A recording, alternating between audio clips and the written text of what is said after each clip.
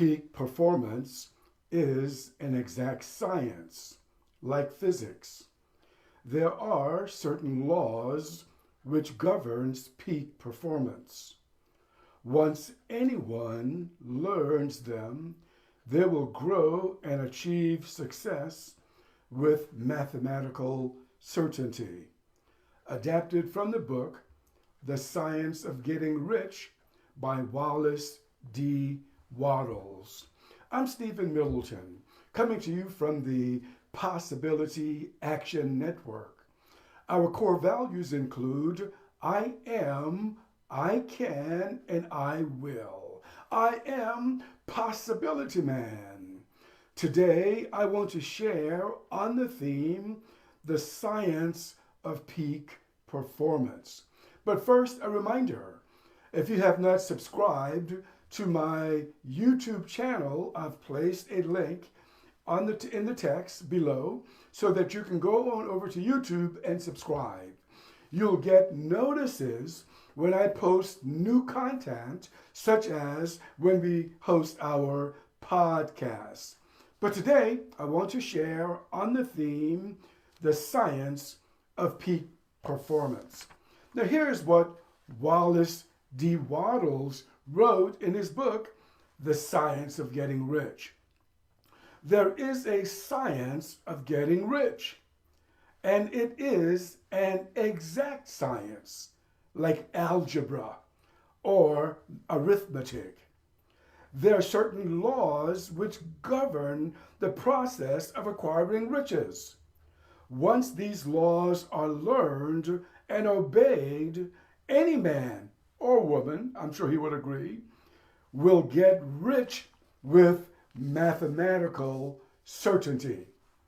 Well, Wallace Wattles got me thinking about peak performance, and I asked the question, is peak performance a science?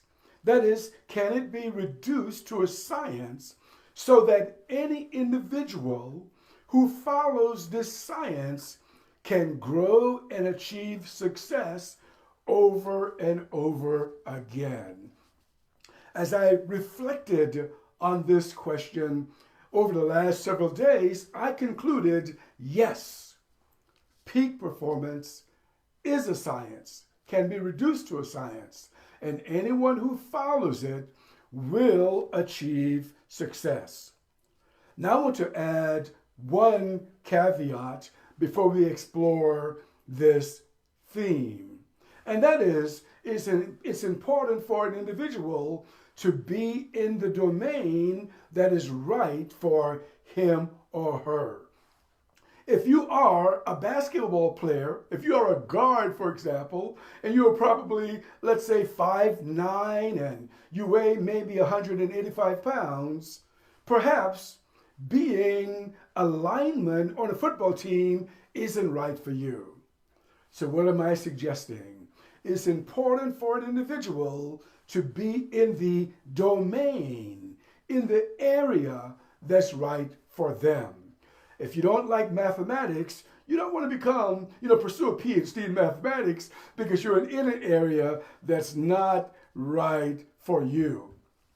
Now, as I thought about this share publicly on social media, I initially hesitated. And here's why. I thought, well, maybe someone like a Michael Jordan would be better suited to talk about peak performance than I would be. I said, maybe Oprah Winfrey is someone who's better suited to talk about this subject, or Elon Musk, or any of the super rich in our society today. What happened to me as I contemplated sharing this subject is the same thing that will happen to you. You get an inspiration, you get an inspired thought, and then there's a second thought, which is not so inspiring. And the question is, which of those thoughts will you listen to? Well, I listened to the second thought for a couple of days, and then I got a hold of myself and said, wait a minute. Talking about this subject is not only for the super rich, but any individual, you and me, can also talk about this subject as well. And this is the same thing that everyone who wants to pursue something in life, and it doesn't matter what it is, they'll be faced with an inspiration. The inspiration coming from their source says, this is what you need to do. And of course, there's always this second thought, which tries to hold you back. Well, let's look at this for a moment. What is a human being? Well, it's not a trick question. A human being, of course, is made of flesh and blood, but there's more to us than that. There's something about us, about all creatures, be it your pet that's in your living room now, or be it a plant that's growing in your garden. There's something about us that never sleeps, that never grows weary, that never gives up. A human being, then, is flesh and blood, but something more. And if you're listening to my voice, if you're watching this video, I want to remind you, you already know it, that you are something more. And the something more goes beyond the image that you see in the mirror. It's that part of you that will never go away, that will never age, that will never die, that will be around always, even until the end of the world. And you probably already know this. And it's that part of you that's already loaded with all of the qualities, with all of the talents that you require to be a success in the area that's important to you. When I started college many years ago, I did not know that. Duh, I really didn't. If you knew it, good on you. I didn't know that. That all of the qualities that you admire in other people are already in you. You have it right now. So let's just start with that.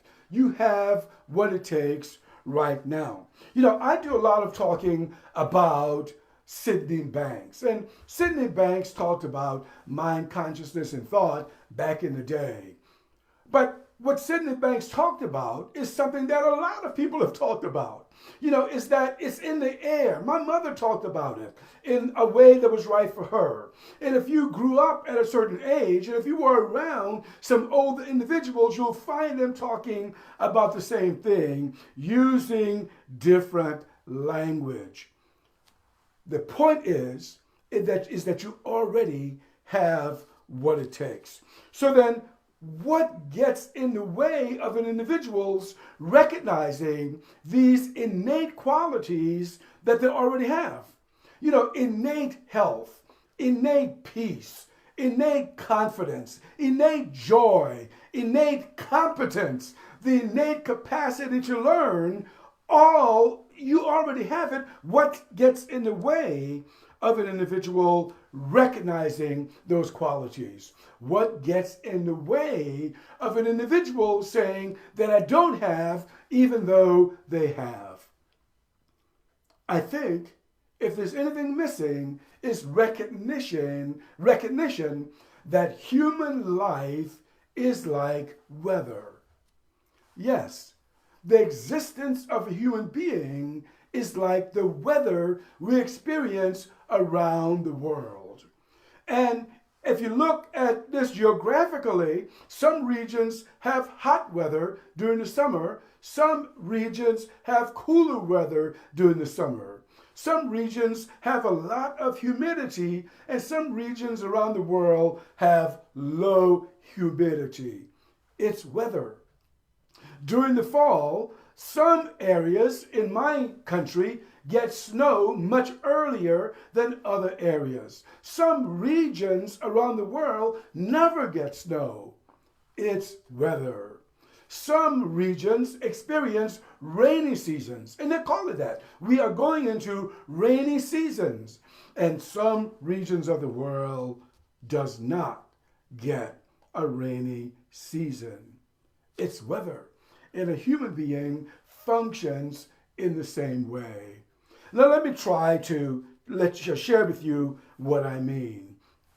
What a human being faces include weather such as the past. For example, I've met individuals who said, I tried a certain type of business 40 years ago and the business did not work. Hence, I will not try that business again. That's weather. That individual is believing that the past is somehow determinative on what he or she does today. The past really is simply a memory that's carried through time. The past cannot exist in any present time. The past can only be a memory. Some individuals might be hampered by a more personal type of past mistake. That, I made a personal mistake in the past, and therefore I should not, offer my gifts to the world. And once again, the same applies. The past can only be a memory carried through time. The past cannot be a noun. In fact, there is no creative power in the past. The only creative power that exists is in the present. We can only create in the present. We cannot even create in the future. You cannot write a book in the future. You cannot do research in the future. We can only create in this moment, in the present now.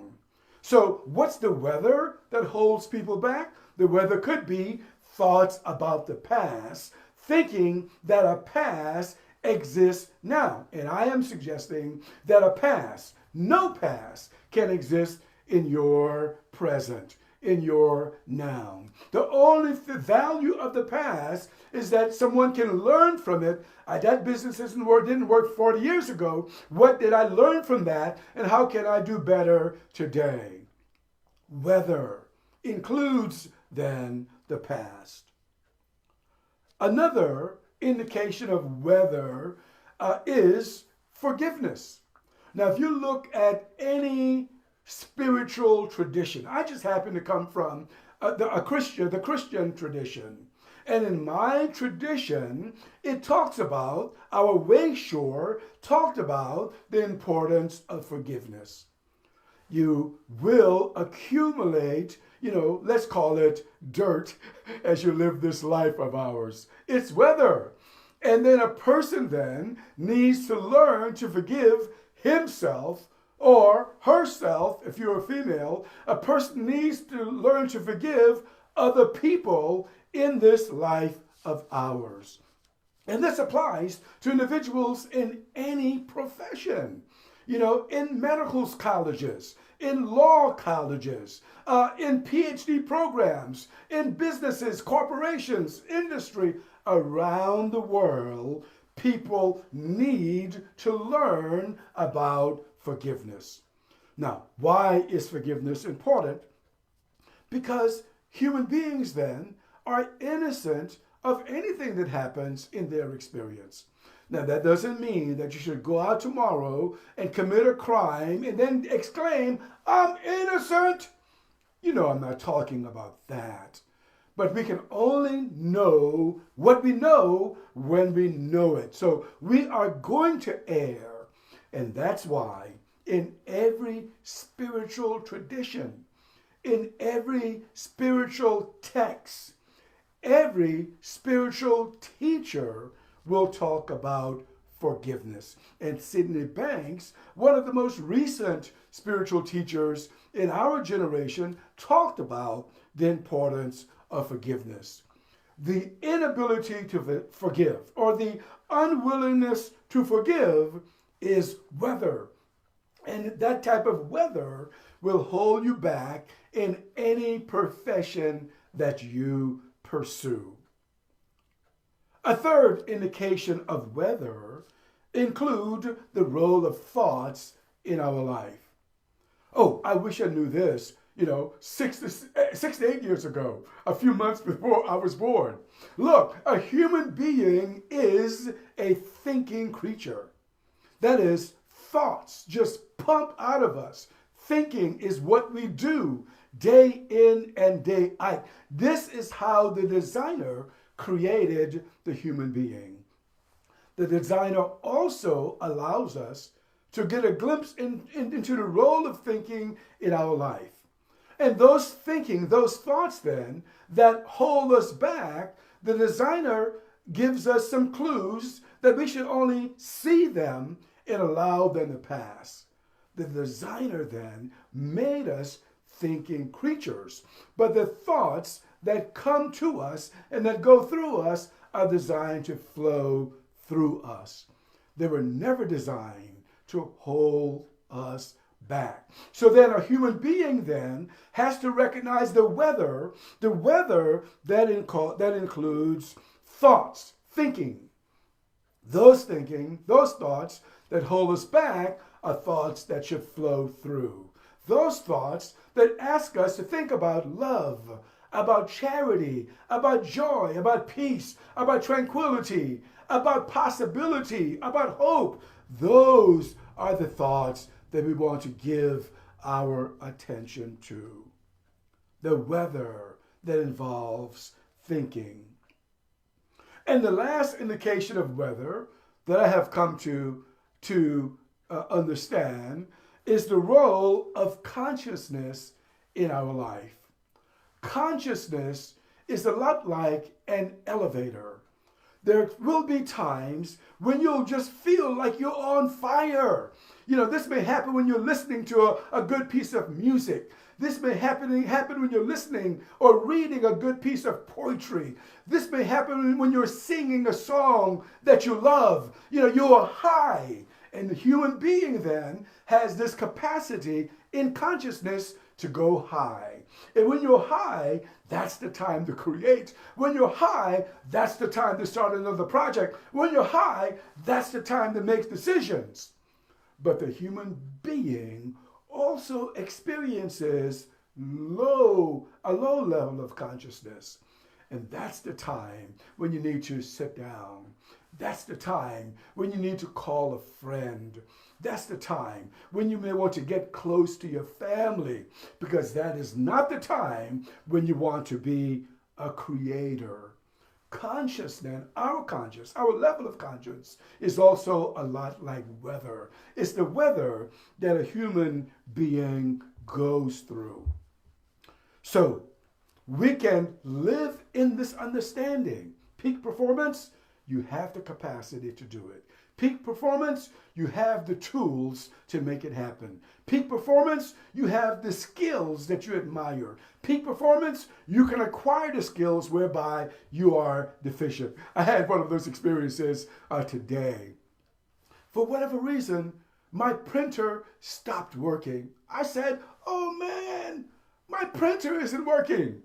I began disconnecting wires. I began deleting programs. I began thinking, oh my gosh, I'll have to bring on a computer expert to fix this situation for me. And all of a sudden I got the insight. Download a new driver for your printer. And you'll always get new insights. In fact, we also live in the experience of insights. That's what you want to be looking for.